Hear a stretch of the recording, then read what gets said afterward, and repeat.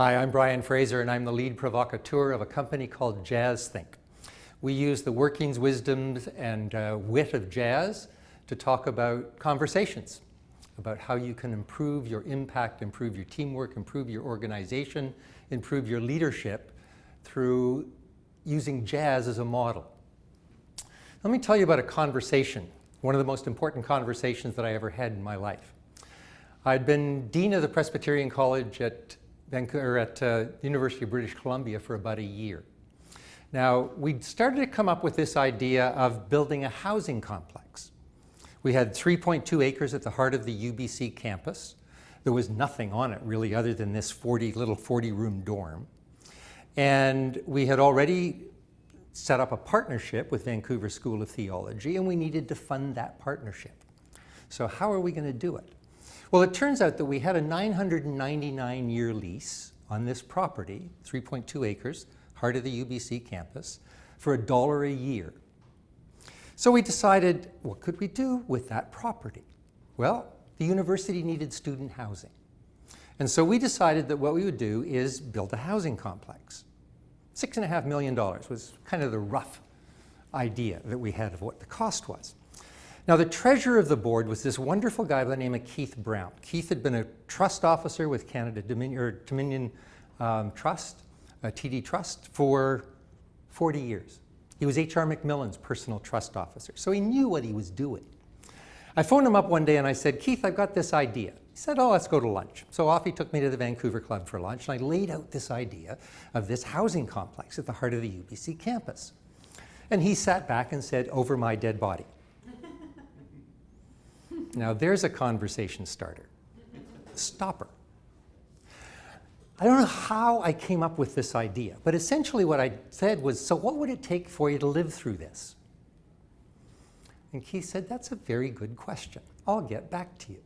So we finished lunch. Next day, comes into my office, puts a list of 10 questions on my desk.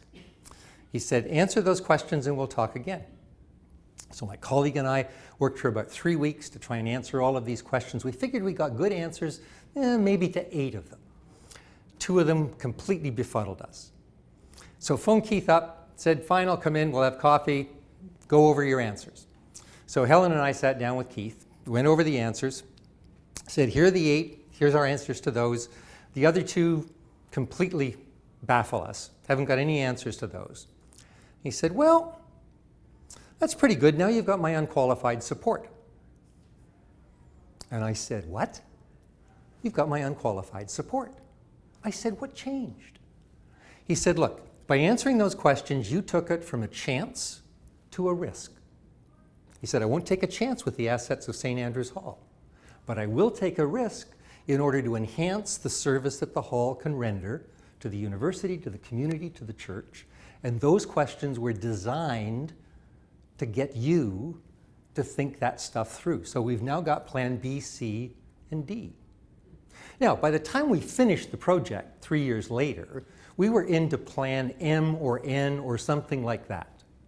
But what happened was that each of those adaptations of the plan took place because we had conversations with each other.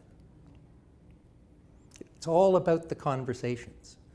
Now, the most common form of jazz in human experience is conversation.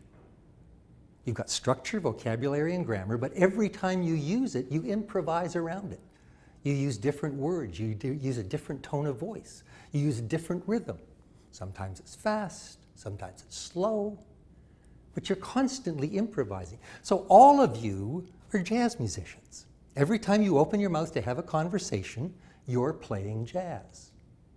So if you were to manage the sound and substance of your voice in a conversation, the way jazz musicians manage the sound and substance of their instruments in a performance, what difference would it make to the quality of community you're generating one conversation after another?